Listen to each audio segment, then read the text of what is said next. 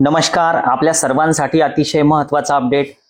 जो आपला state quota आहे BMS BHMS वाला दुसऱ्या राऊंडची सिलेक्शन लिस्ट आलेली आहे आणि सोबत ऑल इंडियाची सुद्धा आलेली आहे.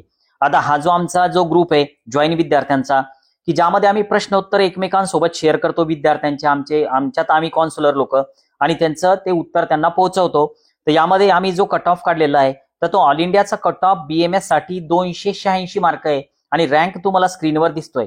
एवढ्या रँकचा विद्यार्थी शेवटची ऍडमिशन आम्हाला दिसली. यानंतर जर काही अपडेट असेल तर मी ते व्हिडिओ बनवून सविस्तर टाकेन, कारण हे ताबडतोब काढलेला हा कट ऑफ आहे. स्टेटचा कट ऑफ काढायला थोडा वेळ लागतो असं मी ग्रुपवर कळवलेलंच आहे.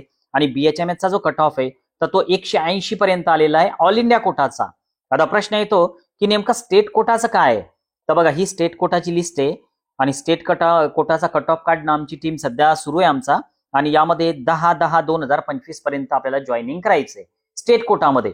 तर अगोदर थोडक्यात याबद्दल माहिती बघू. म्हणजे तुमचं नाव या लिस्टमध्ये आहे, तुमच्या नावासमोर चॉईस नॉट अवेलेबल आलं, कॉलेज मिळालं का बेटरमेंट झालं, तिन्ही कंडिशन मध्ये तुम्ही काय करायला पाहिजे. पहिला विद्यार्थी की ज्यांना कॉलेजच नाही मिळालं तर त्यांचे जे नाव आहे, जर तुम्ही चॉईस फिलिंग केलेले असतील तर तुमचे नावं या लिस्टमध्ये 100% असणार आहे. लॉक जर केलेले असतील तर. फक्त जर कॉलेज मिळालेलं नसेल तर चॉईस नॉट अवेलेबल असं तुमच्या नावासमोर आलेलं असेल, तुम्हाला काहीच करायचं नाही. पुढच्या थर्ड राऊंडचा वेट करायचा, शेड्यूल येण्याची वाट बघायची आणि नवीन चॉईस फिलिंग करायचा. तर हा झाला पहिला ग्रुप. दुसरा, असे विद्यार्थी की ज्यांना पहिल्यांदा या लिस्टमध्ये कॉलेज मिळालं, त्यांनी काय करायचं, तुमच्या नावासमोर जर एखादं कॉलेज आलेलं असेल तर त्या कॉलेजला उद्या सकाळी कॉल करा 11 वाजेनंतर. उद्या संडे आहे पण कॉलेज सुरू असणार आहे, कारण शेड्यूलमध्येच तसं दिलेलं आहे की यामध्ये जे सगळे हॉलिडेज आहेत तर ते सगळे या ठिकाणी पकडण्यात येणार आहे. बघा, इन्क्लुडिंग हॉलिडेज. ठीक आहे. आता यानंतर काही विद्यार्थी असे आहे की ज्यांचं बेटरमेंट झालेलं आहे. थोडक्यात त्यांनी अगोदर एक कॉलेज जॉईन करून ठेवलेलं होतं आणि आता त्यांना नवीन कॉलेज मिळालेलं आहे.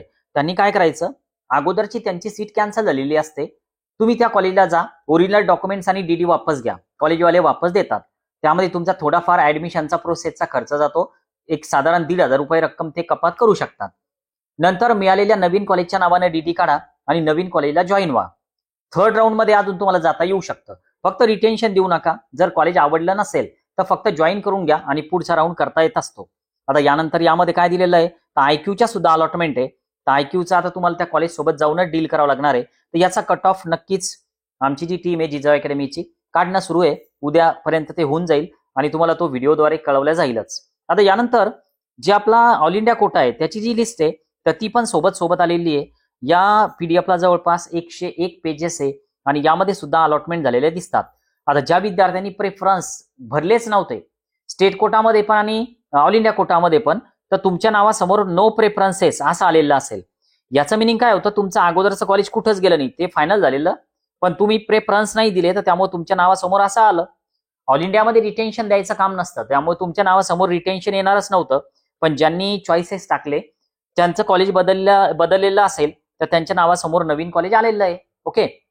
नवीन असाल जिजाऊ अकॅडमीला सबस्क्राईब करायला विसरू नका. नेमके 2 राऊंड झालेले आहे. तुम्हाला अजूनही जर जिजाऊ अकॅडमी जॉईन करायची असेल महाराष्ट्र काउन्सिलिंगसाठी तर नक्की आम्हाला महाराष्ट्र काउन्सिलिंग असा मेसेज करा. तुम्हाला फीचे डिटेल्स पाठवले जातील, जॉईन होऊ शकता. ओके. थांबूया. बाय.